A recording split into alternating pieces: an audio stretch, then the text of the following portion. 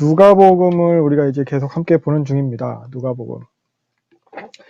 그래서 누가복음도 계속 얘기하지만 다른 공간복음서와 마찬가지로 요 하나님 나라에 대해서 이야기를 하고 있어요. 공간복음에서 이야기하는 그 하나님 나라. 근데 그 하나님 나라에서 중요한 개념은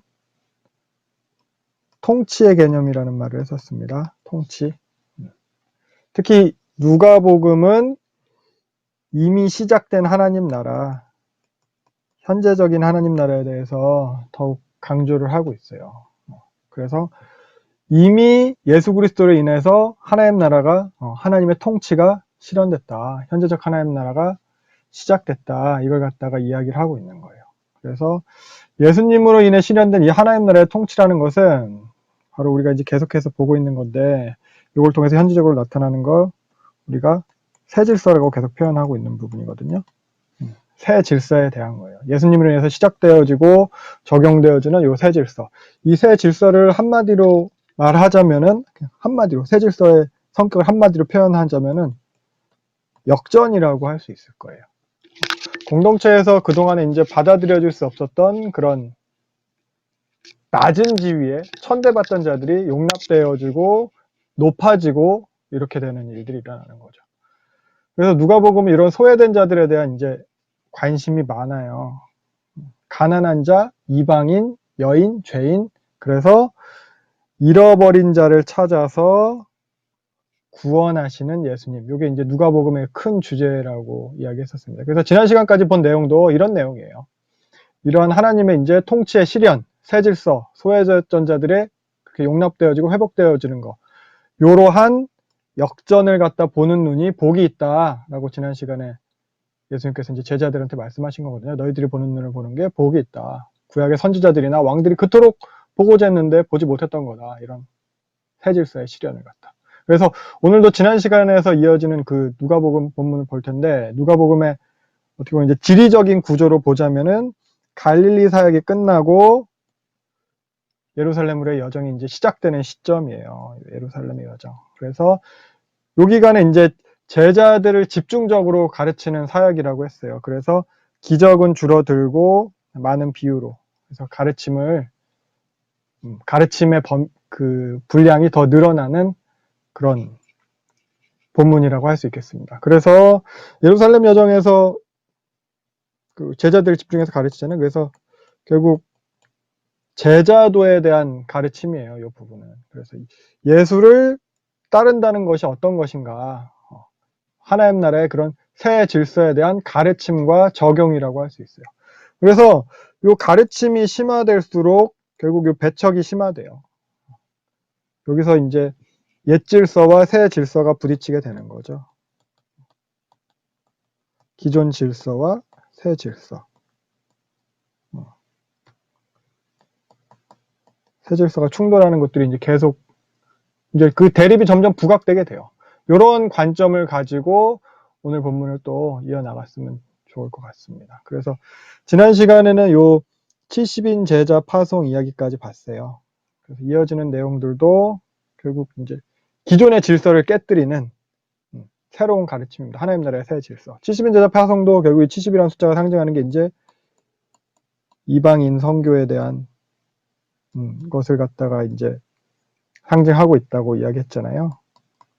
그런 것처럼 오늘도 이런 새로운 질서들이 나타나는 거. 당시로 차별받고 소외된 그런 계층들이 받아들여지는 거. 그런 것들을 한번 볼게요. 그래서 오늘은 10장 25절부터 볼 텐데 10장 25절부터 37절까지 이제 선한 사마리아인의 비유로 잘 알려진 본문이에요. 뭐 마태복음이랑 마가복음에서는 뭐 요 본문에 대해서 따로 그렇게 조금 다르게 표현이 되고 있긴 한데, 그래서 한번 보면은 25절 여기서 이제 율법 교사가 등장을 하고요. 이 시작이 이제 율법 교사의 질문으로 시작을 하는 거죠. 그래서 율법 교사는 랍비예요, 랍비. 바리새인 중에서도 선생의 위치에 있는. 근데 율법 교사가 질문하는 부분은 요 영생에 대한 것을 갖다가 질문을 하는 거예요. 영생은 그러니까 그 당시로서 뭐 지금도 그렇지만 뭐 그들에게서 최고의 가치였어요. 그러니까 당시로서 뭐 그들이 갖고 있던 구원이랑 천국이랑은 또 다른 개념이에요. 그들이 생각하는 구원과 천국은 그들이 생각하는 하나님 나라는 이스라엘의 그런 다윗의 나라의 회복이었어요. 근데 영생은 또 다른 개념이에요. 그러니까 지금 우리가 생각하는 구원의 개념이 오히려 영생에 더 가까운 거죠. 말 그대로 영원히 사는 거. 그래서 요한복음을 보면은 바리새인들이 요 영생을 얻는 방법을 알기 위해서 성경을 연구했다고 하고 있어요. 그러니까 요 랍비가 질문을 하는 거잖아요. 바리새인 랍비잖아요.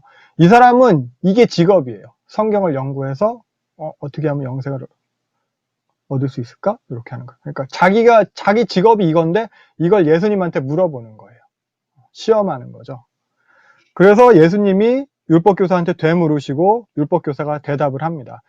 근데 마태복음과 마가복음에서는 이 부분에 대해서 예수님이 직접 대답을 해주세요. 근데 여기서는 오히려 요 바리새인들을 좀 더 이제 누가가 이제 부정적으로 묘사하기 위해서 예수님이 되물으시고 바리새인이 대답함을 통해서 자신의 이제 부족함이 이제 진행된 이야기를 통해서 드러내게 되는 거거든요.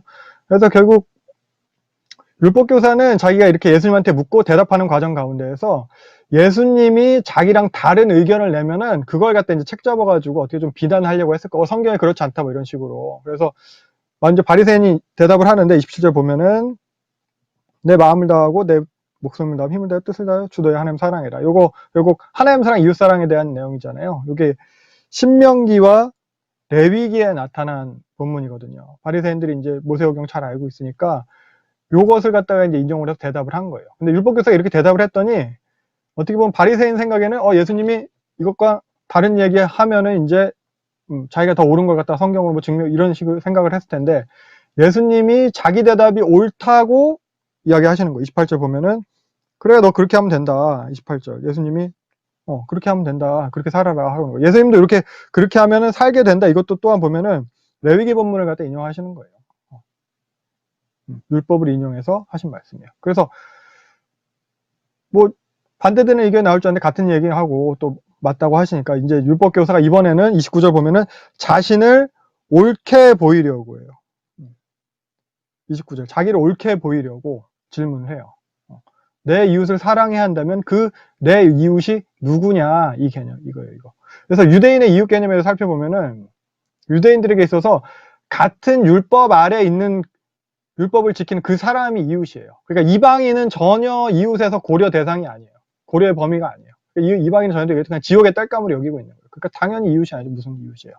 그리고 유대인들 중에서도 나쁜 놈은 제외 대상이에요. 아까 말씀드렸죠. 율법 아래에 있는 사람. 그래서 율법을 잘 지키는 그런 모범 시민의 이미지가 이웃인 거예요.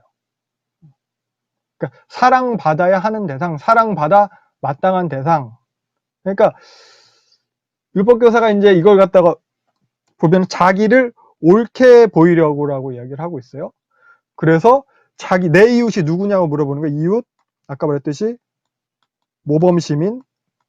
그럼 모범시민이 누구예요? 그러니까 이걸 통해서 예수가 틀렸고 내가 옳아 이걸 갖다가 예수가 답을 못하겠지 내가 더 똑똑하다는 것이 증명되겠지 이걸 보이려고 하는 게 아니고 예수의 입으로 모범시민은 너 같은 사람이다 라는 말을 듣고자 함이에요. 적어도 너라고는 말은 아니다. 율법교사들 혹은 바리새인들이 모범시민이다. 이게 내 이웃이다. 이런 정도의 답을 갖다 기대를 했을 거예요. 이러한 상황 배경을 가지고 이제 예수님의 답변을 살펴보겠습니다. 그래서 보면은 30절 예수님이 이제 비유를 딱 들어 설명하시죠.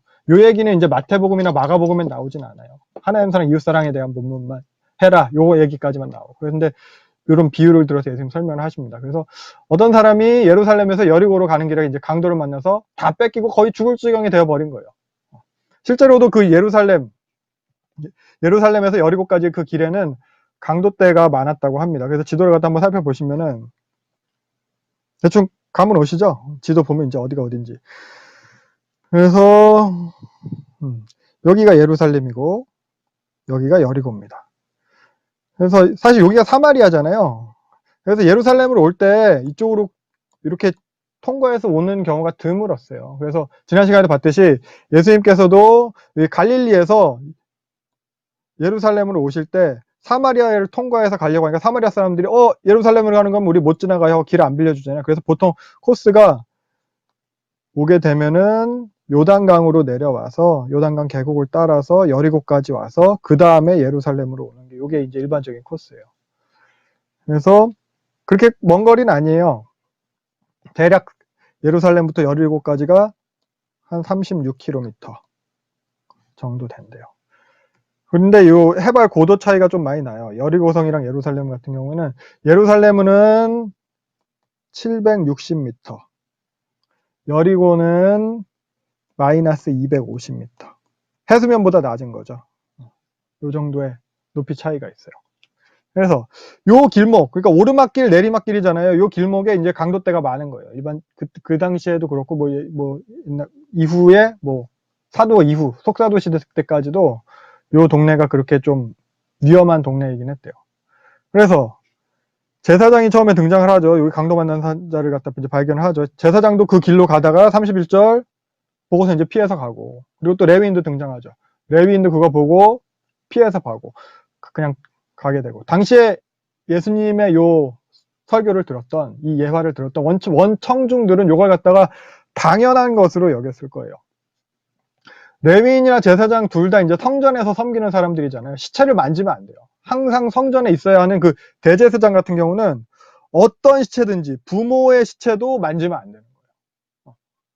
그러니까 이 사람들은 직업적인 특성상 그런 거고, 또 이제 특별히 유대인들에게 있어서 그 성전 되게 중요한 거고, 그러니까 이들은 당연히 도울 수 없는 거예요. 이 사람들도 알고 있어요. 그래서 이 둘은 그냥 지나가고, 그러니까 이야기 듣던 원청중들은 이제 다음 순서로 등장할 사람을 기대를 하는 거예요. 모범시민, 율법을 잘 지키면서도 도울 수 있는 사람.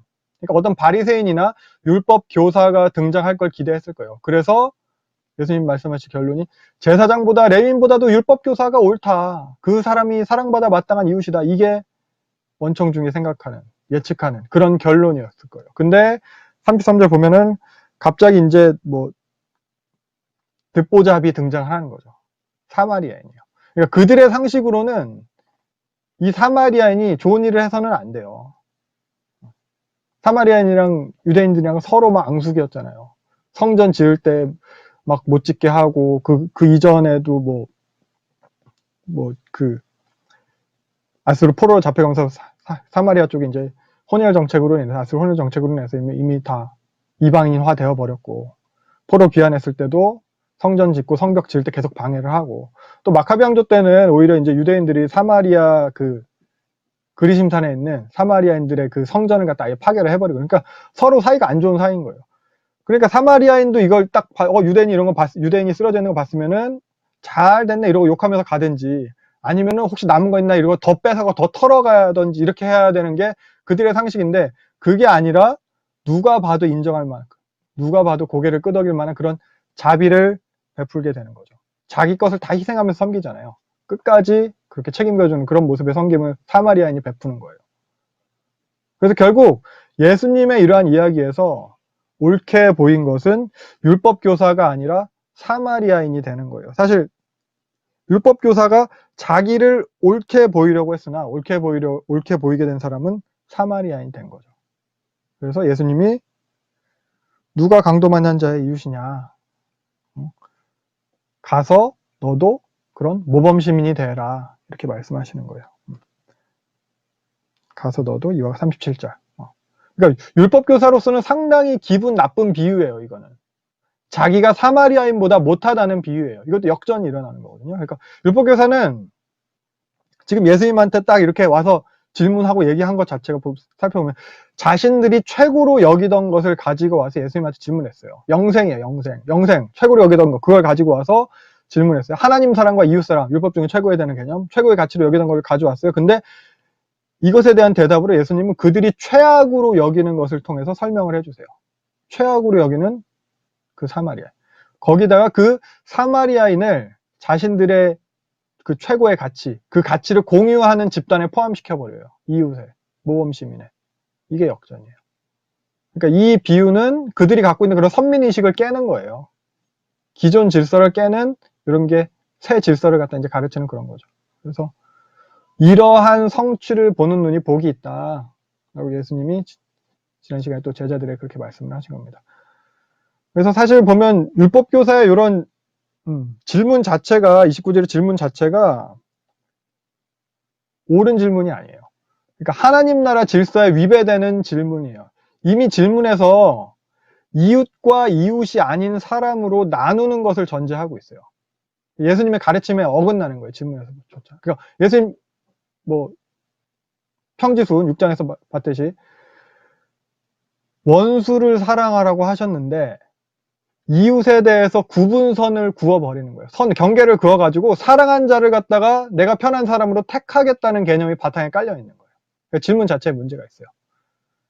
이런 율법교사처럼 누구를 사랑해야 합니까? 요게 요 질문이거든요. 이렇게 묻는 것이 아니라 오히려 어떻게 사랑해야 하느냐, 어떻게 사랑해야 합니까? 이렇게 물어봐야 되는 게 오히려 옳은 질문이라고 할 수 있을 거예요.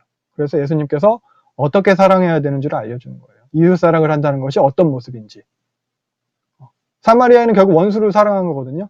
원수를 사랑하는데 어떻게 자기 희생해 가면서 끝까지 책임지는 그런 모습. 그래서 이렇게 이제 예수님의 가르침이 이어지게 되는 거고요. 그래서 율법 조항 자체에만 그렇게 집중하기보다는 바리새인이 그런 거죠.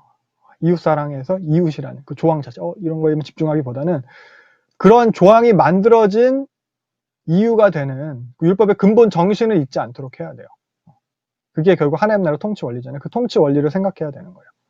그래서 본문의 예수님의 가르침을 통해 생각해 보면은 그런 내부인들끼리의 기득권 유지가 아니라 외부인에 대해서 그 사랑하고 용납하고 받아주는 것. 기득권의 역전이죠. 이게 새 질서예요. 기존 질서를 깨는 하나님 나라인 거예요. 그래서 이어지는 내용도 이러한 맥락에서 같이 살펴보면 되겠습니다. 38절부터 보면은 이건 뭐 마리아와 마르다의 이야기 뭐 이렇게 많이 알려진 건데 38절 보면 아직 예루살렘으로 올라가시는 길이에요. 그러니까 예수님께서 예루살렘으로의 여정을 시작하셨잖아요. 예루살렘으로 올라가는 길이에요. 근데 여기 보면은 마리아랑 마르다가 이제 예수님을 갖다 영접을 하는 거거든요. 근데 마리아랑 마르다의 집이 있는 것으로 봐, 마르다의 집이 있는 것으로 봐서 이 마을은 베다니인 것으로 알 수 있어요. 요한복음 11장. 요한복음 통해서 보면은 마리아와 마르다가 베다니에 살고 있어요. 근데 그 베다니는 방금 비유로 말씀하신 그 길목에 있어요. 예루살렘으로부터 여리고로 가는데 반드시 베다니를 갖다 지나서 가게 돼 있어요. 그래서 지도를 보면 요거예요. 예루살렘으로부터 여리고로 가는 데 있어서 예루살렘에서 베다니 거쳐서 여리고 이렇게 가게 돼 있어요. 이렇게. 근데 본문은 지명을 기록하고 있지 않은 거죠. 그 이유가 있을 거예요. 그래서 예루살렘으로 그 지를 조금 더 설명하면은 예루살렘으로부터 여리고까지 동서 단면도를 살짝 그려보면은 예루살렘은 이렇게 높은 봉우리죠. 베다니는 조금 더 높아요. 베다니가 감람산에 있어요. 그리고 여리고성은 쭉 밑으로 떨어지는 거예요. 이게 해수면이라고 치면은. 그래서 베다니는 이게 감람산이고,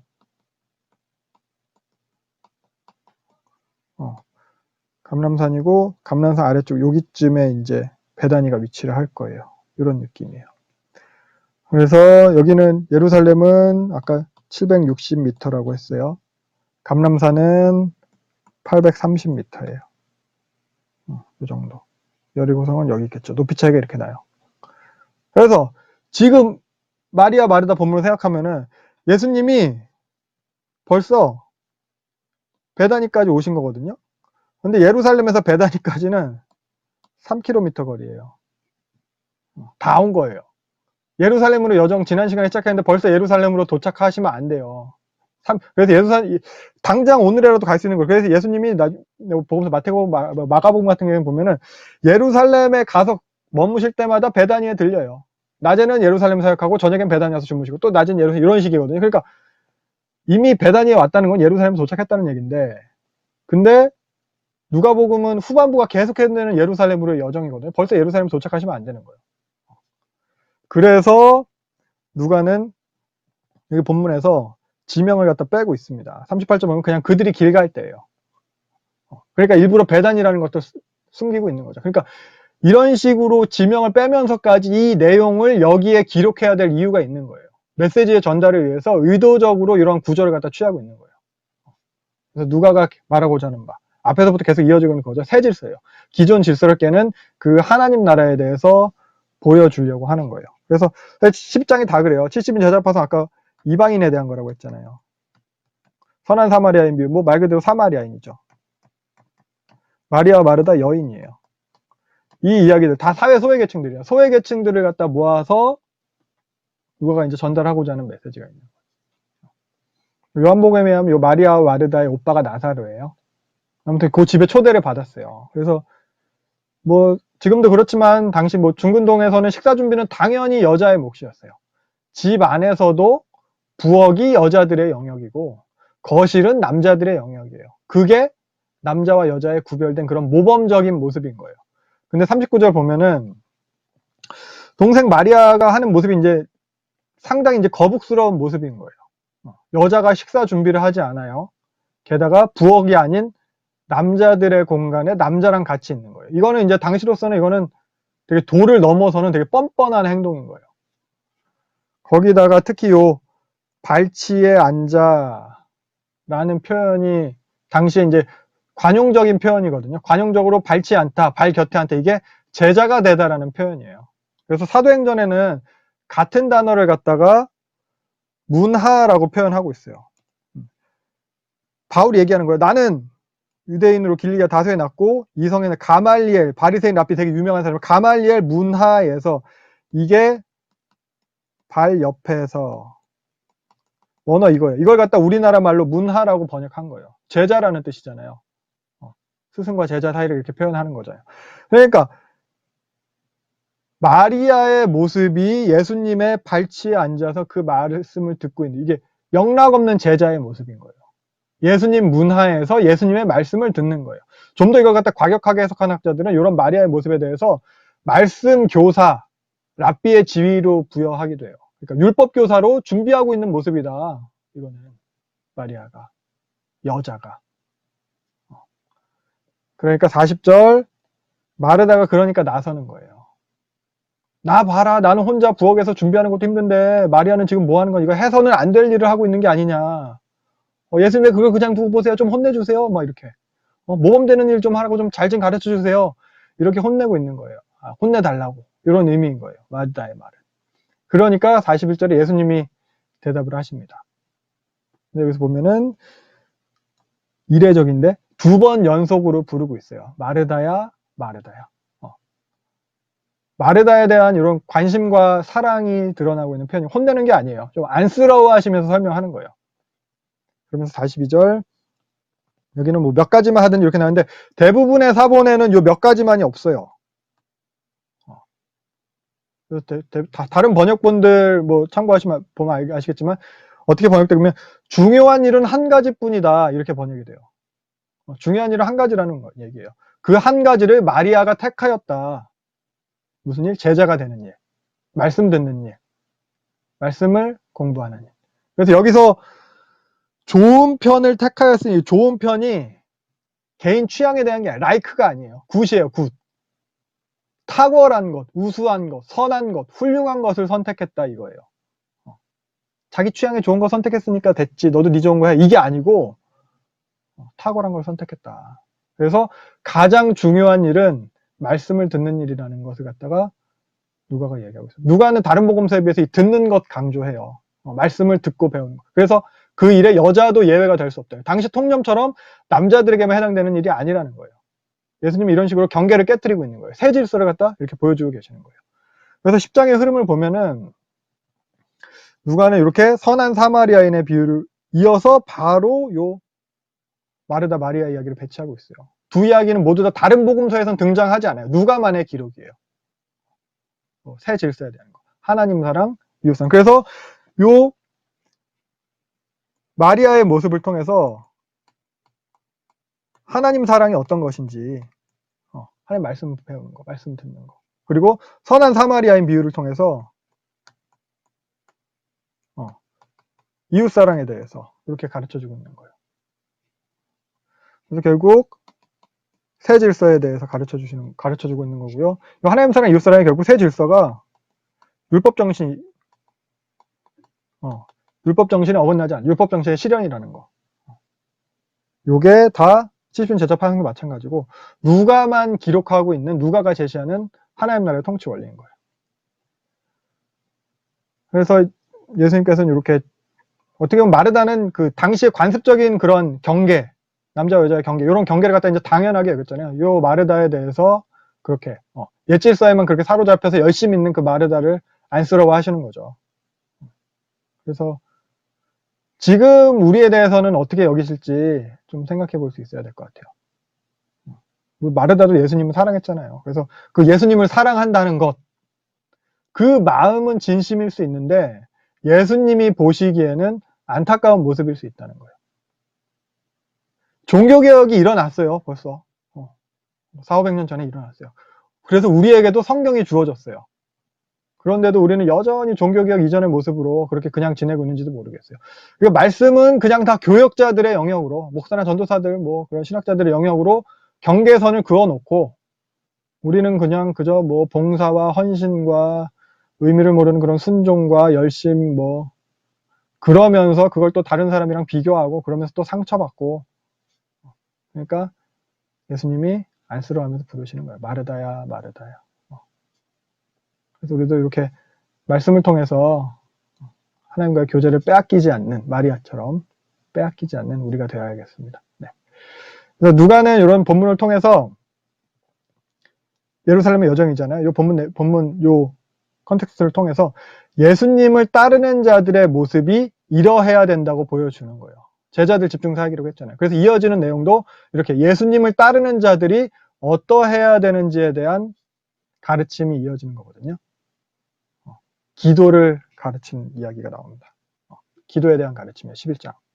그래서 보통 요 11장 1절부터 13절의 내용이 이제 어떻게 기도해야 되는지, 그 기도에 대한 내용과 기도할 때 어떻게 해야 되는지, 그 기도에 대한 태도와, 그래서 그 기도의 결과, 뭐 이렇게 내용과 태도와 결과 이런 식으로 간단하게 설명을 하기도 하는데, 그래서 살펴보면은 1절 예수님이 기도를 하셨어요. 누가복음에 예수님이 기도하는 모습이 되게 많이 나타나죠.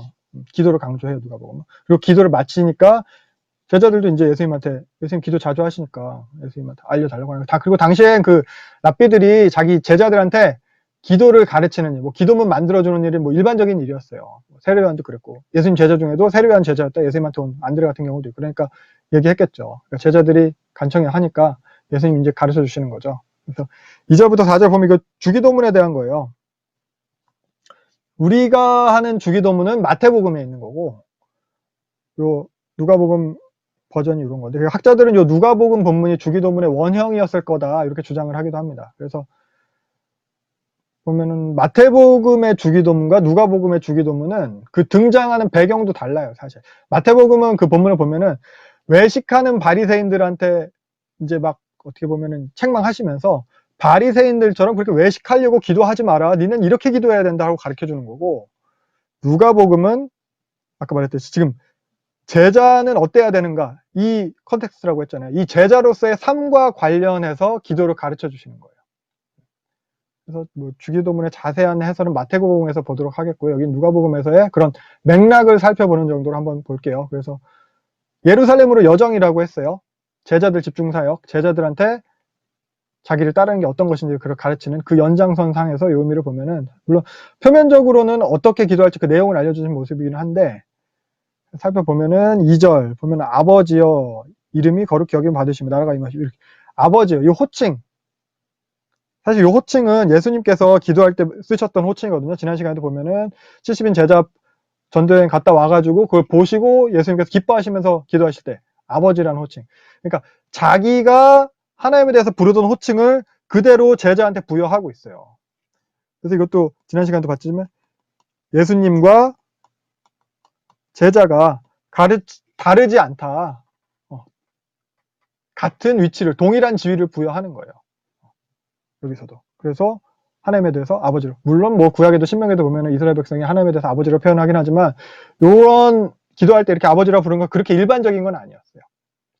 예수님이 이렇게 가르치시고, 그리고 이름이 거룩히 여김을 받으시오며, 이렇게 해서 거룩히 여김이에요. 수동태예요. 하나님의 이름이 거룩히 여김을 위한 기도. 근데 이걸 수동태예요. 그러니까 이것은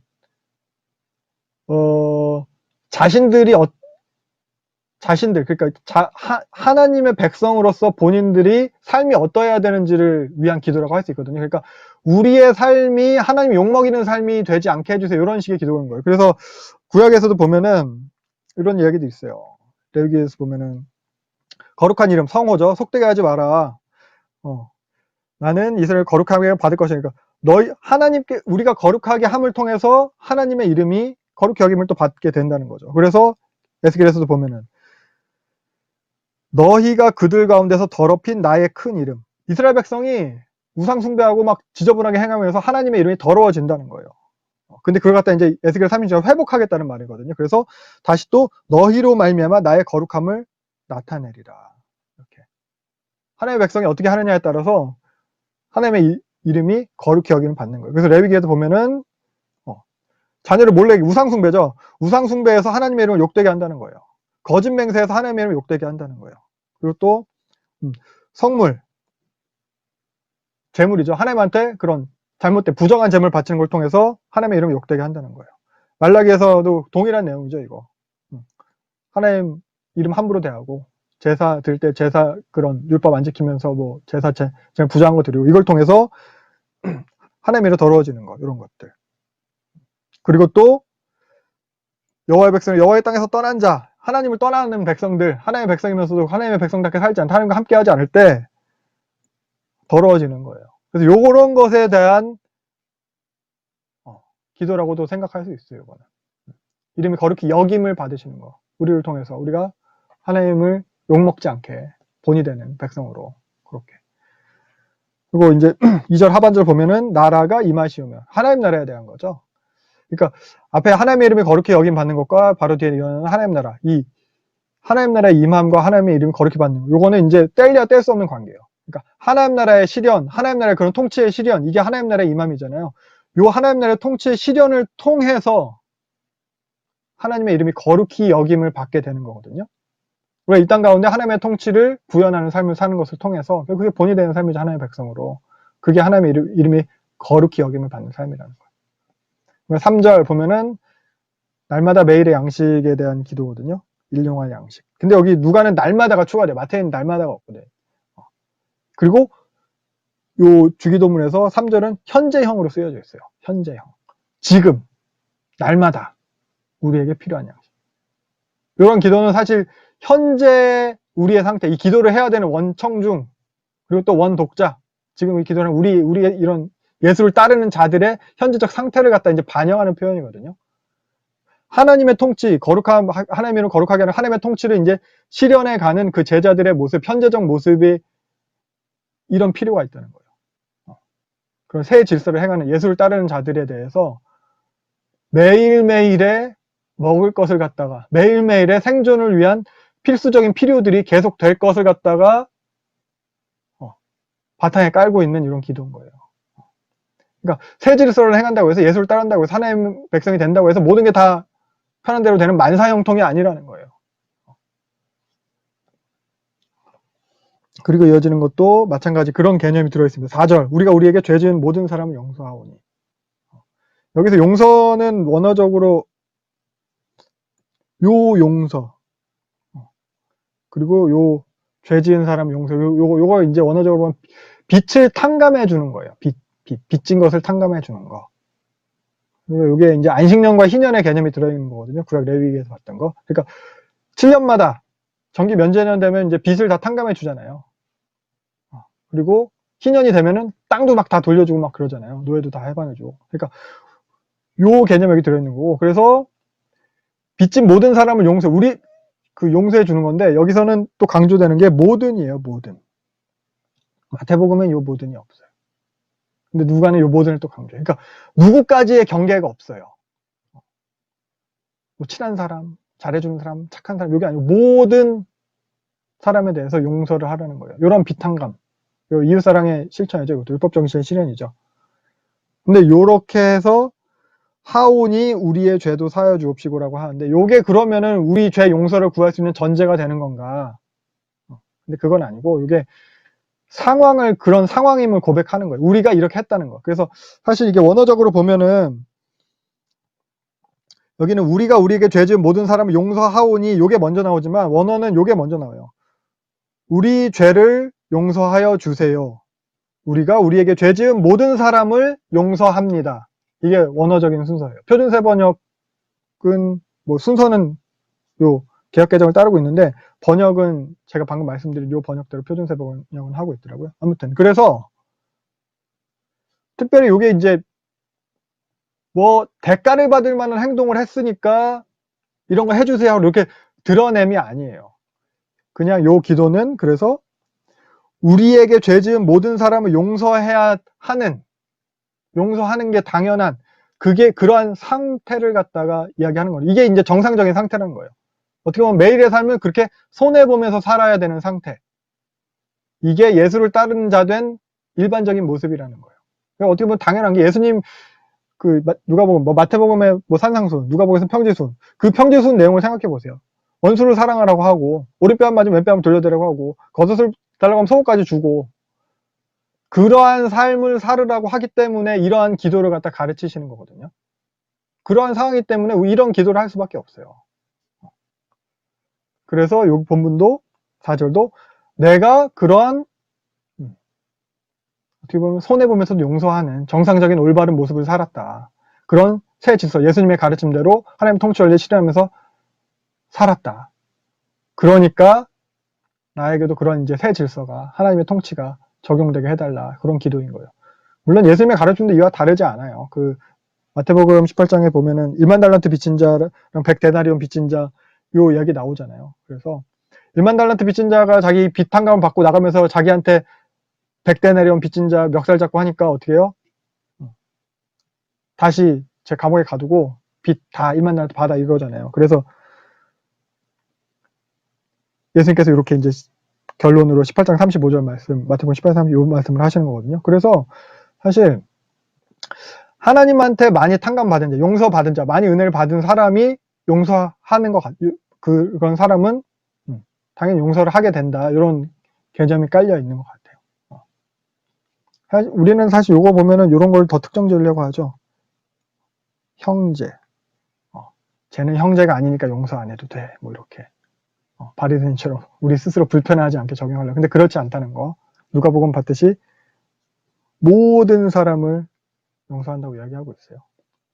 그리고 4절 하반절 보면은 시험에 들게 하지 마옵소서 하라. 그래서 유혹에 빠지지 않게 물어보는데, 그러니까 시험을 당할 때 그 시험 가운데 범죄하지 않게 해달라는 거예요.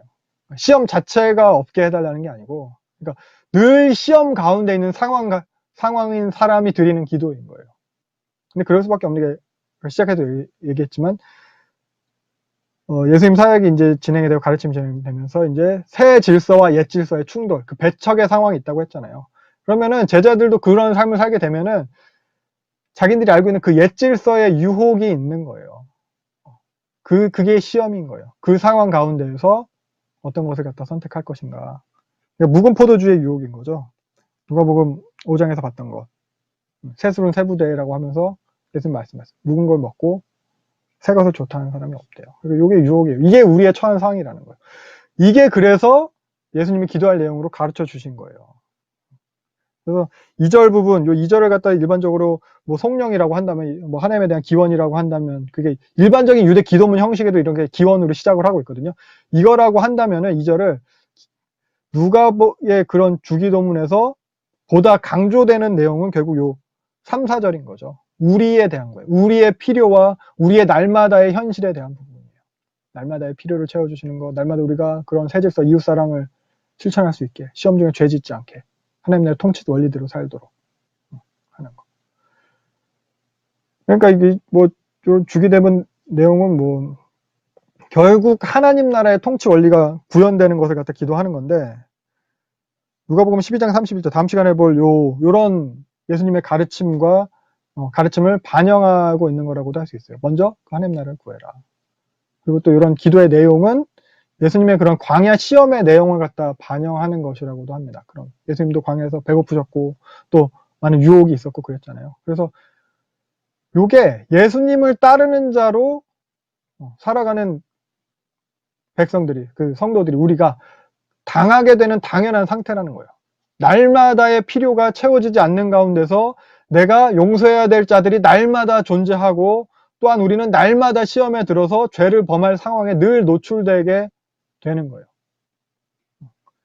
사실 생각해 보세요. 기도를 예수님이 가르쳐 주신 기도잖아요. 제자들에게, 후제자들에게. 우리도 생각해봐. 내가 어디 그냥 주일학교 교사, 혹은 내가 뭐 장로야, 아니면 내가 그냥 내 자녀들에게라도 기도를 가르쳐 줘야 될 일이 있을 때요. 아니면 뭐 대표 기도라도 대신 써줄 일이 있을 때. 근데 요 4절, 3, 4절 내용을 한번 보세요. 요거 유치부 기도도 이것보다는 죄송한 말이지만 좀 더 그럴듯하게 보이는 기도들을 봐요. 근데 예수님이 이렇게 가르쳐 주시는 거예요. 이런 기도를 해야 되는 상황에 그들이 늘 노출돼요. 누가복음 원독자가 그런 상황에 누가복음 개관하면서 얘기했듯이, 뭐 로마로부터도 이미 박해를 받고 있고, 거기다가 유대교로부터 완전히 이제 배척당해가지고 진짜 이단 취급받고, 우리가 신천지 취급하듯이 당하고 있고, 그런 핍박 상황 속에 있는 사람들이 원독자잖아요. 그들에게 이렇게 가르쳐 주고 계시는 겁니다. 그래서 우리도 이제 이런 예수님이 가르쳐 주신 기도를 빗대어서 생각을 해보면은, 우리의 지금 매일의 삶이 어떠한지, 그냥 편하고 뭐 치열함도 없고 고민도 없고 뭐 그렇다면은 내가 예수를 따르고 있는 게 맞나? 이런 걸 좀 스스로 살펴볼 필요도 있을 것 같아요. 그러니까 누가복음에서 말하는 이런 상태가 예수를 따르는 자로 세상을 살아야 하는 우리의 상태일 거예요. 제자가 겪게 되는 현실이 이거예요. 그래서 기도하라는 거예요. 현실이 편하면 뭐 다른 기도 하겠죠. 그러니까 투박한 현실의 제자들한테 예수님은 이러한 현실적이고 투박한 기도를 가르쳐 주시는 거예요. 하나님만 의지할 수밖에 없는, 하나님만 의지해야 되는 그런 상황인 거예요. 그래서 간절히 기도하라고 하는 거예요. 그래서 5절부터 10절까지가 그 내용이죠. 간청하는 친구 비유, 이거예요.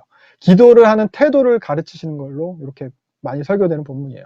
그래서 보면은 뭐 친구의 의리 때문이 아니라 귀찮아서 그 떼부리는 것 때문에 들어주실 것이다, 뭐 이렇게 이야기를 하겠네요. 8절 보면은 그 원어를 직역하면 요 간청함이 뻔뻔함이에요. 뻔뻔스러움. 그렇게 이렇게 많이 설교가 되는데, 물론 그런 내용이 있겠지만 요 내용을 누가가 이야기하는 방식을 통해서 이 표현 방식을 살펴보면은 5절 보면은 이렇게 예수님 잘 쓰는 방식인데, 너희 중에 누가, 이렇게 하고 있어요. 질문하는 거예요. 너희들 중에, 이건 제자들한테 물어보시는 거예요. 이 질문을 통해서 이제 강조하는 거잖아요. 이런 수사법을 사용하는 건데, 그래서 7절도 보면은 하겠느냐, 니네 그렇게 할 거냐? 니네 같으면 그렇게 하겠냐?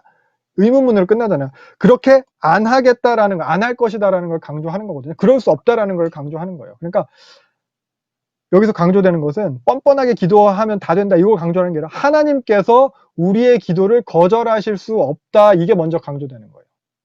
그래서 이 비유는 우선적으로 하나님이 거절하지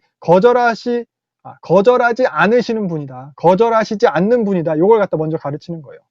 그리고 나서 이어지는 게, 그러니까 간절하게 구해라, 이거예요. 그러니까 요 비유처럼 귀찮아, 잘 거야, 하나님이 계속 너무 귀차니즘이 많으신 분이라 우리가 억지 부리고 뗐어야지 들어주시면, 이 얘기가 아니고 당연히 해주시는 분인데, 근데 설령 그보다 못한 친구도 간청하면 들어주니까 너희들도 그렇게 끈질기게 기도해야 된다. 그래서 그러니까 당연히 하나님이 거절하지 않으신다는 거예요. 그러면서 9절 10절, 구하면은 찾게 될 것이고 두드리면은 받게 될 것이고 찾으면 열릴 것이다. 그러면서 가장 좋은 것으로 주실 것이다, 이렇게 이야기를 하고 있습니다. 많이 들어본 내용이죠, 이거는. 그러면서 11절부터 13절 보면은 악한 너희라도 좋은 것을 자식에게 주는데 하물며 하나님께서 당연히 좋은 것으로 주신다. 그래서 방금 얘기한 그 내용과 지향점이 다르잖아요. 앞에서는 당연히 하나님께서 들어주신다, 여기서는 당연히 하나님께서 좋은 것으로 주신다, 이 얘기예요. 그래서 결론은 성령을 주시지 않겠냐. 누가는 성령을 강조해요. 그러니까 가장 좋은 그것이 성령이라는 거예요. 반드시 필요한 것이 이 성령이에요. 예수님이 가르쳐주신 그 주기도문을 우리가 이제 실현하고 사는 데 있어서 반드시 필요한 것이 성령이다. 하나님의 이름이 거룩히 여김을 받는 데 있어서, 그 하나님의 통치가 실현되는 데 있어서 그런 새 질서가 행해지는 데서 성령이 반드시 필요하다는 거예요. 매일의 일용할 양식을 구하는 그런 상황, 늘 손해보는 상황 속에서 용서를 행하기 위해서, 그러한 상황 속에서도 이제 세상 질서를 따르고자 하는 그런 유혹에 빠지지 않기 위해서, 그리고 우리의 죄사함을 위해서 그렇게 성령이 반드시 필요합니다. 그래서 바울도 요 성령을 통한 우리의 죄 씻음에 대해서 이렇게 이야기하고 있습니다. 그래서 누가가 바울이랑 전도행을 같이 다녔잖아요. 바울이 죽을 때까지 옆에 있었던 게 누가였잖아요. 그래서 사실 누가복음이 성경 배치상으로 신약 성경 앞쪽에 위치하고 바울 서신이 뒤에 있지만, 바울 서신이 쓰여진 그 뒤에 누가가 쓰여진 거기 때문에 누가에게는 요 바울의 신학적인 개념이 많이 또 드러나고 있습니다. 다시 본문을 보면은 요런, 아까 말했듯이 요 전체 오늘 보는 누가 보면 요 컨텍스트가 예수를 따르는 자들이 어떠해야 되는지에 대한 가르침이라고 했어요. 그래서 예수를 따르는 자들은 이렇게 기도를 해야 된다는 거예요. 이렇게. 그게 주기도. 그래서 우리도 어떻게 보면 예배 때마다 우리 주기도문 외우잖아요. 주기도문 외우는데 어떤 태도로 하고 있는지 그런 예수님의 가르침에 비춰서 우리를 또 돌아봐야 하겠습니다. 다음 이어지는 내용은 배척당하는 상황을 배경으로 하고 있어요. 어떻게 보면 주기도문을 가르치심도 이런 배척당하는 이런 현실적 상황을 갖다 염두에 두고 계시는 거거든요. 그러니까 예수님을 따르는 자들이 당연히 그 당면하게 되는 그런 상황, 그것에 대한 것을 가르침과 이제 같은 맥락이라고 할 수 있어요. 그래서 이 이어지는 내용도 예수님을 반대하는 자들에 대해서 예수님께서 이제 그들 반대하는 자들을 책망하는 것을 통해서 가르치십니다. 그래서 14절부터 보면은 뭐 바알세불 논쟁이라고 많이 알려진 부분인데, 말 못하게 하는 귀신 들린 자를 예수님께서 고치셨어요. 그랬더니 이에 대해서 이제 몇몇 사람들이 이제 저 귀신의 왕 바알세불의 힘을 쫓아내는 거다. 저거 악한 영을 갖다 힘입어서 하는 거다. 그렇게 막 수군거리는 거예요. 그러면서 하나님으로부터 온 게 맞다면, 하나님의 권위가 맞다면 표적을 보여봐라. 이렇게 막 이야기하고 있는 그런 상황이에요. 그래서 누가복음 요 본문이 바알세불 논쟁이 사실 이제 마태복음에도 나오고 마가복음에 나오는데, 누가는 여기서 이제 그 마태복음과 마가복음 본문이랑 약간의 차이를 두는데, 요런 배척이 예수님에 대한 배척이 어떤 특정 세력이나 특정 집단의 배척이 아니라 전방위적인 배척임을 갖다 보여주려고 해요. 그래서 사실 예수님께서 예루살렘으로 여정 시작하실 때 제일 처음에 이제 사마리아인들한테 배척을 받았어요. 사마리아인들. 그러니까 사마리아인들조차도 예수님을 배척을 했고 길 뭐 안 빌려주면서. 그리고 여기서는 이 본문에는 이제 2세대들의 배척이에요. 2세대. 지금 유대인 세대, 유대인 무리들이 다 예수님을 배척했다. 이걸 갖다 표현해요. 그러니까 마태복음과 마가복음에서는 사실 요 본문을 갖다가 이렇게 표현해요. 바리새인들이 예수님을 갖다 배척을 하고, 예루살렘에 내려온 서기관들, 랍비예요. 율법 교사들이 예수님 배척하고, 이렇게 표현하는데 누가는 바리새인이나 서기관 이 표현을 그냥 뺐어요. 빼고 무리들, 그 중에 덜어는, 이렇게 이야기를 해요. 그래서 이렇게 특정하지 않는 것을 통해서 모든 많은 대부분의 사람들이 예수님과 배척하는 것, 이렇게 이야기하고 의도적으로 삭제한 거예요. 배척이 2세대 전반에 걸쳐서 나타나고 있는 걸 이야기하고 있는 거예요. 그러니까 원독자리의 사람도 그랬을 거예요. 그래서 아까 말했듯이 주기도문 그렇게 기도를 가르치시는 거고. 보면은 바알세불이라고 하고 있어요. 바알세불은 여기 원어를 보면은 뭐 똥의 왕, 대변, 똥의 왕 혹은 파리대왕 정도의 의미를 가져요. 파리대왕으로 더 많이 알려져 있는데, 예전에 요 파리대왕이라는 이름의 소설이 있었어요. 영화로도 있었는데 혹시 보신 분 있으실지 모르겠는데, 노벨 문학상 받은 소설이거든요. 나름 그게 신학적 메시지가 있는 작품이에요. 인간의 악함, 바알세불, 귀신의 왕, 그러니까 사탄이라고 봐도 좋아요. 그래서 그 소설도 이런 인간의 악함, 죄성에 대해서 그걸 표현하고 있는 영화더라고요. 그게 저도 어렸을 때 모르고 그냥 봤는데 그렇대요. 그래서 아무튼 요 바알세불, 결국 예수님한테 네 사탄 힘으로 하는 거 아니냐라고 하니까 예수님께서 17절에 말씀을 하시는 거죠. 문제가 하는 나라마다 망한다. 그러니까 귀신의 왕이 귀신을 쫓아낸다면 자기가 자기 편 쫓아내는 건데 스스로 망하려는 짓인데 그게 말이 되냐, 이 얘기예요. 니네 제자들이 하는 혹은 니네 선지자들이 하는 귀신 쫓았던 그런 행위는 뭐냐, 치유하는 행위는 귀신의 나라가 스스로 분쟁함이냐.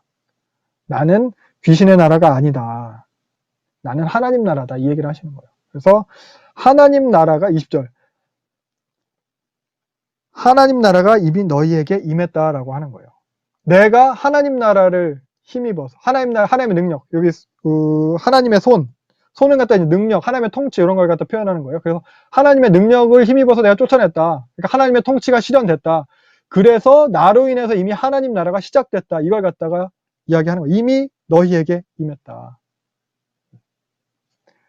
마태복음 보면은 요 본문을 갖다가 하나님의 누가 본 손이라고 하는데 이건 마태복음 성령이라고 표현을 하고 있더라고요. 그래서 하나님의 능력, 하나님의 통치, 요게 권자, 성령이라는 같은 개념임을 우리가 생각해 볼 수 있을 거예요. 성령.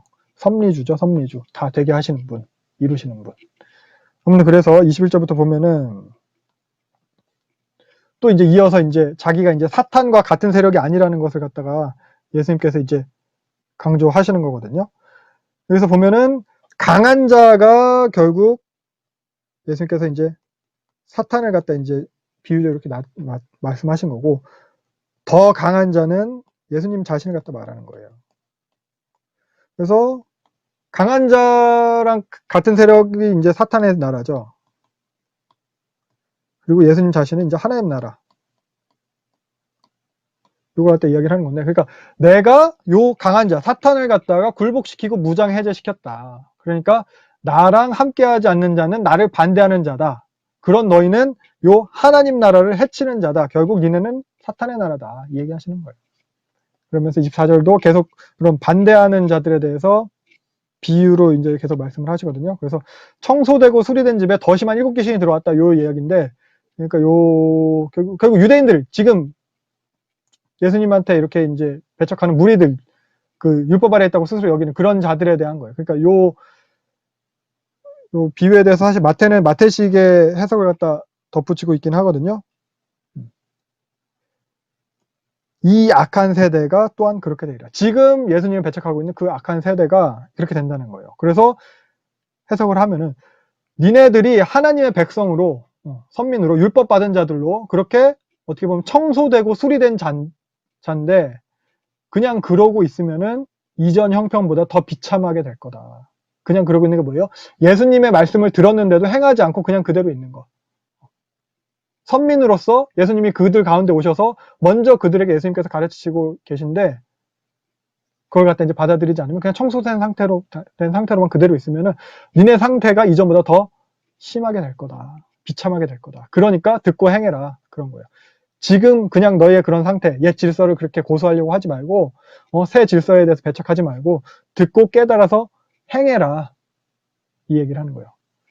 그래서 이어지는 내용도 이걸 갖다 강조하는 내용이 이어지는 거예요. 27절, 28절 보면 갑자기 생뚱맞게 여인이 나타나가지고 막 이야기하는 요게 아니에요. 여인이 끼어들었다 이 얘기를 하려는 게 아니고 메시지는 하나님 말씀을 듣고 지키는 자가 복이 있다. 듣고 행하는 것을 갖다 강조하는 거예요. 앞서 누가복음 8장에서 봤던 내용이랑 같은 맥락이라고 할 수 있어요. 듣고 행하는 거. 그리고 29절부터 32절까지도 이런 듣고 행하지 않는 세대들한테, 듣고 행하지 않는 자들에 대한 경고가 이어집니다. 그래서 29절 보면은 표적만 구하는 세대잖아요. 여기도 그냥 바리새인들이라고 안 해요. 무리라고 그냥 이렇게 얘기하고 있어요. 이 세대 전체를 갖다 그래서 이야기하고 있는 거예요. 그래서 하나님 편이 맞다면, 당신이 메시아라면은 하늘로부터 오는 그런 표적을 보여달라 이렇게 얘기하는데 예수님 이런 자들에 대해서 요나의 표적밖에는 보일 표적이 없다고 합니다.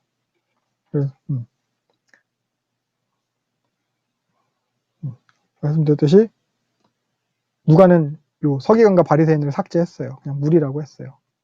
마태복음 여기 들어가 있고. 그래서 요나의 표적에 대해서 생각을 해보면은 마태복음에는 요 요나의 표적에 대해서 명확하게 풀어서 설명을 하고 있거든요. 요나가 사흘 밤낮에 갖다 물고기 뱃속에 있다가 나온 것처럼, 그러니까 예수님 자신도 죽으시고 3일 만에 부활할 것이다. 마태복음은 이렇게 얘기하고 있는데, 근데 누가는 조금 달라요. 그러니까 누가복음에서는 30절 예수님 자체가 표적이에요. 요나가 니느웨 사람에게 표적이 됐듯이 인자는 2세대 사람들에게, 요나가 유대인으로서 이방인 아수르 저 완전히 어떻게 나쁜 놈 막 원수 같은 애들한테 보내졌어요. 니네 회개하고 구원받으라고. 예수님도 하나님으로서 이 세대한테 성육신하셔서 오신 거예요. 니네 회개하고 구원받으라고. 그러니까 요나가 니느웨 사람들에 가서 그 하나님으로부터 온 표적이 된 것처럼 요나가 니느웨에 갔다는 것 자체가 하나님으로부터 온 표적이라는 거예요. 내가 너희들에게 온 것 자체가 표적이라는 거예요. 성육신 자체가. 하나님부터 온 표적이에요. 근데 니네가 이걸 봤음에도 믿지 못하냐 이거예요. 그러면서 말씀하시는 거죠. 내가 요나보다 더 크다. 내가 솔로몬보다 더 크다. 근데 이런 내 말을 듣고도 회개함이 없는 니네들은 이제 심판 때에 남방 여왕과 니느웨 사람들이 가서 니를 정죄할 거다. 솔로몬의 말을 들으려고 이제 스바 여왕이 왔잖아요. 막 예물 많이 가지고. 볼까요? 여기 열왕기상 여기 내용이죠. 스바 여왕이 오잖아요. 열왕기상 스바 여왕이 명성을 듣고 와서 수행하려고 막 이렇게 왔어요. 이렇게 왔는데 니네들 안 했다는 거죠. 내가 솔로몬보다 크고 내가 요나보다 큰데 니네들은 듣고 행함이 없었다. 다 여기서도 듣는 게 강조해요. 들으려고 왔고 듣고 회개하고 듣고 행함이 강조되는데 니네들 그런 게 없다는 거예요. 그래서 니네 정죄 당할 거다. 니네 유죄 선고 받을 거다. 이 얘기예요. 그래서 이어지는 내용도 계속 이거예요. 듣고 깨달아서 행하라는 것. 이것과 관련된 비유예요. 그래서 33절부터 36절까지 요거 이제 등불의 비유 뭐 이렇게 얘기를 하는데 보면은 등불은 결국 뭐 밝히 보려고 하는 거다. 등불은 보려고 하는 거예요. 사물을 인식하게 하는 거예요. 사물을 깨닫게 해주는 게 등불이에요. 근데 여기서 눈을 갖다가 등불이라고 하고 있어요. 요거는 사람이 눈, 보는 것을 통해서 인식하고 깨달을 수 있다는 것 갖다 비유적으로 표현한 거예요. 눈, 보는 것, 인식하는 것, 이렇게 생각할 수 있어요. 그리고 여기서 몸은 겉으로 드러나는 거예요. 행함이에요. 행함에 대한 겉으로 드러나는 행함. 이렇게. 그래서 우리가 보고 깨닫는 거, 네 눈이 맑으면, 여기 네 눈이 성하면, 이거 원어적으로는 순수하면이에요. 네 눈이 순수하면 네 겉으로 드러나게 되는 네 몸도, 네 행함도 온전할 것이다.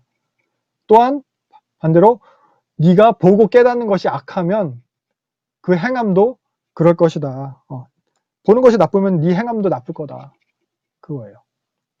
그러면서 35절 내 속에 있는 빛, 이건 빛은 이제 진리에 대한 부분이에요.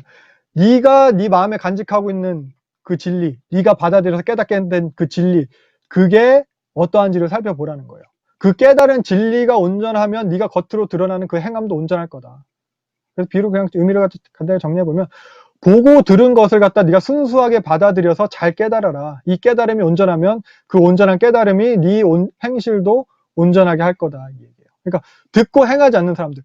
들었는데 막 외식하고 예수님인 거 어떻게 하면 이렇게 책 잡을까 막 왜곡하고 그런 의심하는 눈으로 보고 그렇게 순수하게 받아들이지 못하는 그런 자들에 대해 이 말씀을 하시는 거예요. 악한 의도로 왜곡하는 그런 배척하는 자들에 대한 메시지예요. 그래서 보아도 보지 못하고 들어도 듣지 못하는 그런 깨닫지 못하는 자들. 그래서 이어지는 내용도 이렇게 좀 삐뚤어진 자들을 책망하는 내용이 이어집니다. 37절부터 54절까지가 이제 비로소 이제 바리새인들이 등장을 해요. 제일 처음에 배척했던 사마리아인 나왔죠. 그 다음에 유대인 무리들 나왔어요. 이제 바리새인들 나와요. 그 다음에 랍비들 나올 거예요. 점점점 이렇게 더 뭔가 심화되고 있어요. 그래서 바리새인과의 논쟁은 그 내용이 이거 겉만 깨끗하다고 다 되는 게 아니다. 겉을 만드신 분이 속도 만드셨다. 그러니까 속도 깨끗해야 된다. 겉과 속을 다 같은 분이 만드셨으니까 겉도 속도 다 깨끗해야 된다. 이 얘기예요. 그런데 니네는 겉과 속이 다르다. 겉은 깨끗한 척 하는데 그 속은 이제 탐욕, 악독이 가득하다. 위선자다. 이게 결국 외식하는 자 이거거든요. 그래서 그럼 겉만 깨끗한 척 하는 게 아니라 속도 모두 깨끗해지는 거. 겉과 속이 모두 깨끗해지는 방법은 그게 이제 41절이에요. 마음으로 구제하는 것. 이걸 제시하고 있어요. 가난한 사람들에게, 구제는 가난한 사람들을 돕는다는 뜻이에요. 가난한 사람들에게 진실된 마음으로 자선을 베풀어라 이거예요. 겉으로 그런 보이기 위한 그런 의식적인 깨끗함만 차리지 말고 정결법 그런 예식만 차리지 말고 마음으로부터의 그 정결함 그게 이제 실질적인 깨끗함 그 실천을 하라는 거예요. 뭐냐면 그게 가난한 자들을 돌봐줘라 이거예요. 그래서 요것에 관한 이제 실제적인 예를 들어서 설명하시는 거예요. 42절 11조에 되는 거죠. 그러니까 니네 11조는 뭐 조미료의 10분의 1까지도 드린다는 거예요. 조미료도 10분의 1씩 떼가지고 철저하게 떼면서 실제적인 구제는 안 한다. 공의와 사랑은 버렸다 이야기하는 거예요. 그 말라기 하면서 봤듯이 그 11조에는 이미 그 공궤의 의미가 포함되어 있잖아요. 레위인들을 먹이는 그런 의미가 포함되어 있잖아요. 그리고 또 이제 구제의 11조가 따로 있고 가난한 자들, 이웃들, 고아와 과부, 나부네를 돕는 그런 의미가 포함되어 있는데 근데 바리새인들은 이렇게 공의를 행하기 위한 그런 걸 행하기보다는 자신의 의로움을 드러내기 위해서 이렇게 보란 듯이 하는 거예요. 외식함이에요. 보란 듯이 헌금하는 뭐 그런 거예요. 근데 우리도 보면은 우리도 뭐 체면 차리느라 하는 그런 헌금들이 있는지 모르겠어요. 하나님에 대한 사랑이나 뭐 이런 공의를 위함이 아니라 어떻게 보면 헌금도 뭐 나를 위한 나의 어떤 뭐 뜻, 뭐 욕심, 기도점, 뭐 나를 위한 헌금, 뭐 그런 거 그런 게 있는지 한번 살펴볼 필요가 있을 것 같습니다. 주보에 실리는 그런 헌금 명단만 없애도 이런 게 확 줄어들긴 할 텐데 문제는 그럼 헌금 수입도 줄어드니까. 그래서 예수님 말씀 니네 망할 거다. 화 있을진저 니네 망할 거다 이거예요. 예수님께서는 여기서 6번에 걸쳐서 화를 선포합니다. 3번은 바리새인들이고 3번은 율법교사들한테 랍비들에게 각각 3번씩 그들의 외식함에 대해서 책망하시는 거예요. 43절 높임받는 거 좋아하는 니네들 인사받는 거 좋아하는 너희들 망할 거다. 그리고 44절 평토장한 무덤. 평토장한 무덤은 평평한 무덤을 뜻하는 거예요. 그러니까 지난 시간에 봤듯이 유대인들은 이제 동굴에다가 굴 파가지고 그 안에다 이제 납골 땅처럼 납골 상자 안에 넣어가지고 결국 그게 이제 장사 짓는 풍습이잖아요. 근데 평토장한 무덤은 이거 연고 없는 어떻게 보면 거의 무연고 무덤인 거예요. 그래가지고 땅 속에 그냥 이렇게 해골바가지가 있는 거죠. 해골바가지가 있고 평평하게 하니까 여기 위에 뭐가 붙였는지 모르고 사람들은 그냥 그 위에 그냥 걸어 다닌다는 거예요. 이게 평토장한 무덤이라는 거예요. 시체가 유대인들에게는 가장 부정한 거예요. 그럼 이 위에 모르고 걸어다니는 이 사람들도 같이 부정해지는 거거든요. 나는 모르는데 평토장에서 시체가 있는지 없는지 모르는데 그냥 부정해진 거예요. 니네가 이렇다는 거예요. 바리새인들이 그 속이 시체처럼 부정하다. 그거 모르고 다른 사람 다니는 사람 부정해지 다른 사람까지도 니네 부정하게 만든다. 그래서 니네 망할 거다. 화있을진저. 이러니까 45절에 이제 율법교사들, 바리새인 랍비들이 이제 나서는 거. 이거는 우리까지도 모욕하는 거 아닙니까? 그러니까 예수님이 이들한테도 화를 선포하십니다. 46절. 화있을진저. 요거는 이제 44절과 이제 같은 맥락이죠. 평토장한 무덤이라고. 사람한테 짐을 지우고 너희는 한 손가락도 짐 되지 않는다. 요 짐을 지운다는 표현을 갖다 보면은 그러니까 이게 어려운 짐을 지우고 전혀 니네들은 도와주는 게 없다. 손가락으로도 도와주지 않는다는 거거든요. 다른 사람한테 짐만 지워놓고. 그러니까 짐을 지운다는 표현은 율법을 해석해 준다는 것에 대한 관용적인 표현이에요.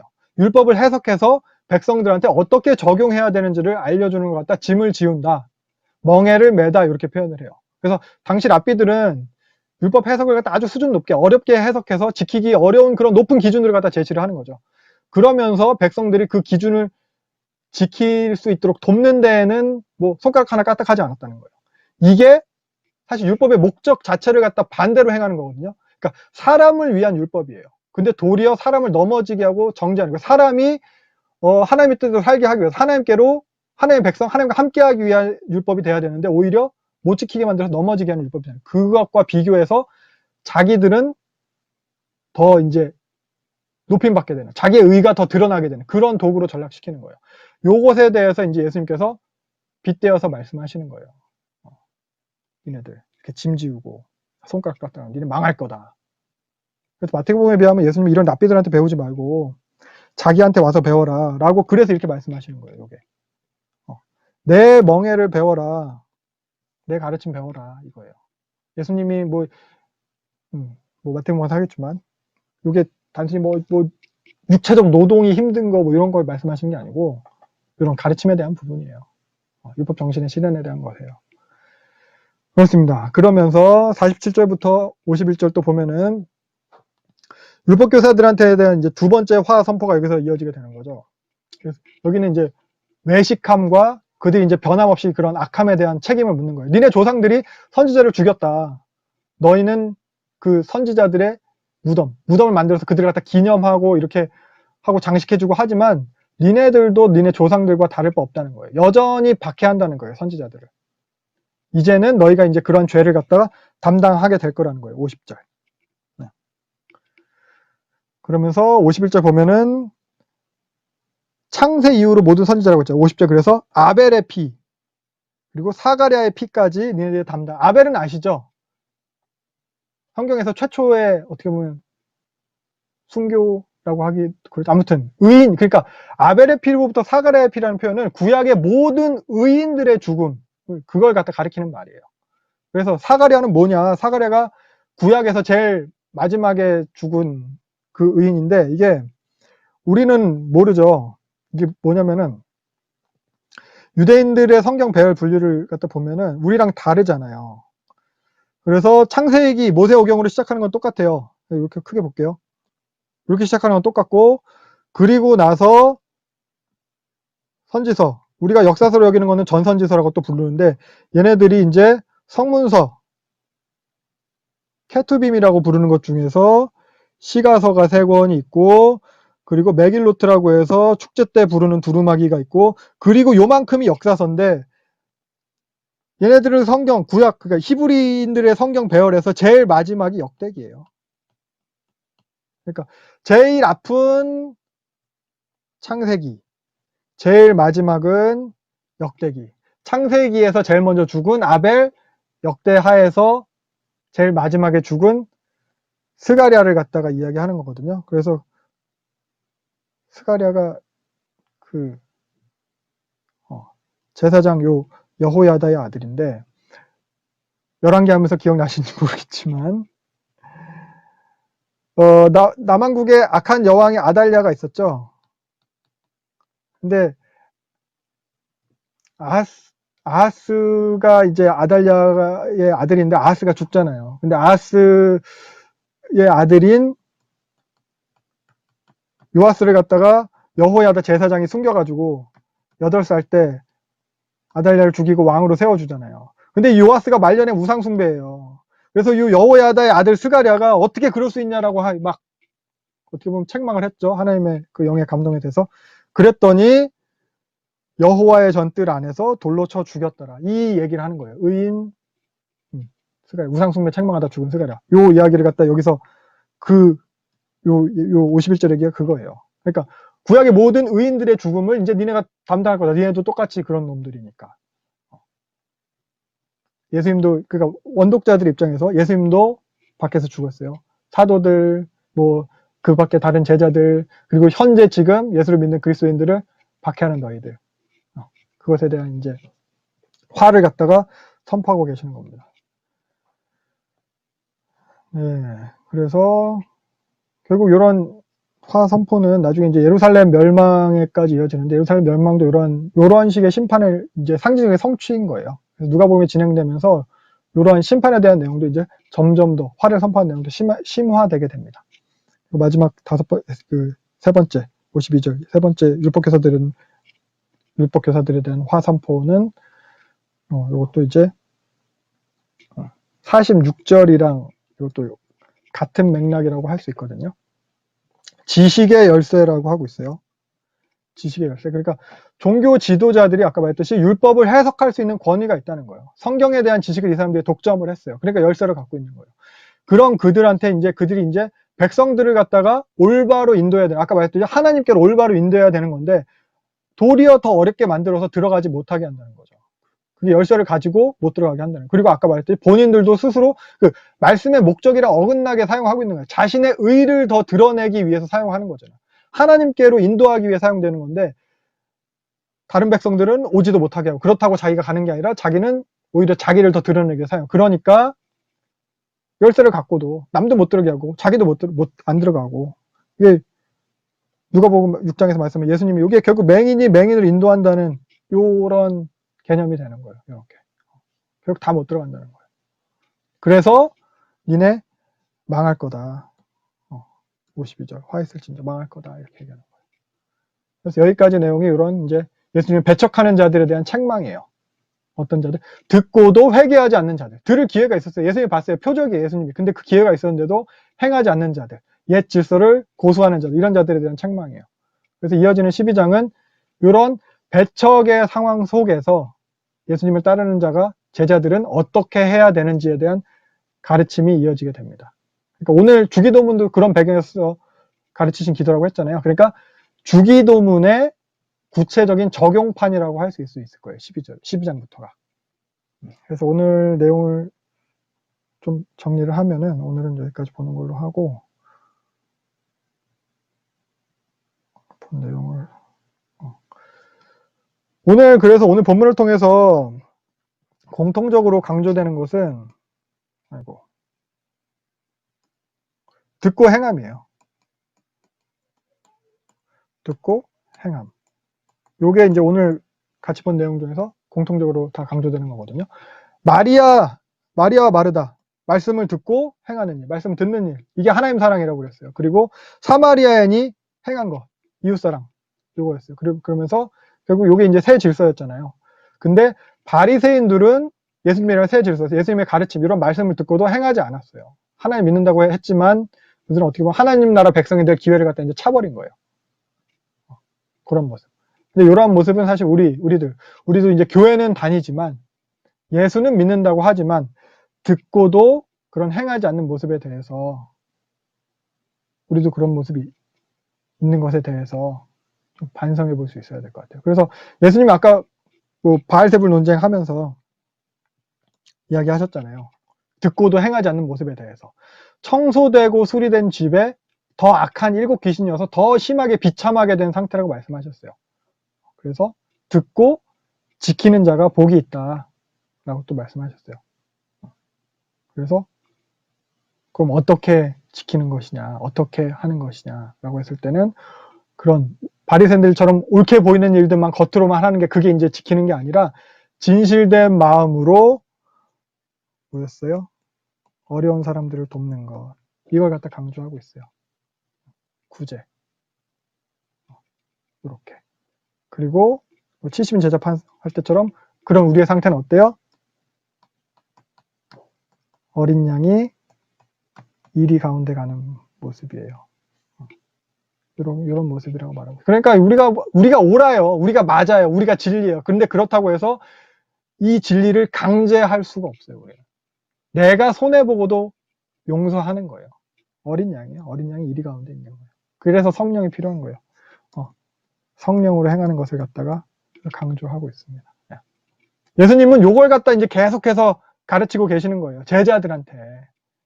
제자들이 우쭐해가지고 있잖아요. 제자들이 이제 곧 하나님 나라 오겠지. 내가 한 자리 차지하겠지. 예수 믿었으니까 나도 이제 드디어 내가 원하는 그런 거 좋은 게 있겠지. 이렇게. 그런 제자들한테, 그리고 누가복음의 독자들한테 예수를 따른다는 게 무엇인지 가르쳐주고 있습니다. 그래서 우리도 이렇게 예수님을 따른다는 게 무엇인지 이렇게 오늘 본문을 되짚어 보면서 생각해 볼 수 있고 또 살아낼 수 있으면 좋을 것 같습니다. 네. 오늘은 이 정도로 마무리하도록 하겠습니다.